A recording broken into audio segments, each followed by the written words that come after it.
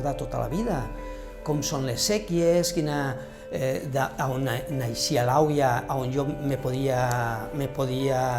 podia veure, podia inclús netejar-me les mans per tornar al poble i tal. Entonces, tot això després ho he aplicat a la pintura i ha fet que més que n'eixit unes obres realment molt... Primer m'eixien molt expressionistes, però posteriorment anava tocant-les a base de diferents materials i m'eixien uns quadres que a tot el món els agradava i jo continuï aquest camí que jo anava experimentant. Mira, jo la meva obra, el que vull contar és que la persona que la veja, a part que l'acabe de contemplar, o sigui, que l'acabe d'acabar, l'acabe ell l'obra, perquè jo la insinue i la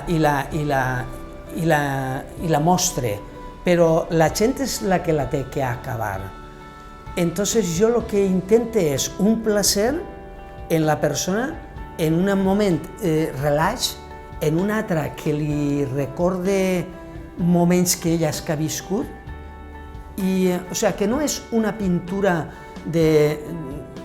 d'històries o una pintura que estic tratant la política i dins de la meva obra, no. La meva és forma, color i matèria, però sobretot que la gent veja que té també possibilitats de realitzar això igual com jo.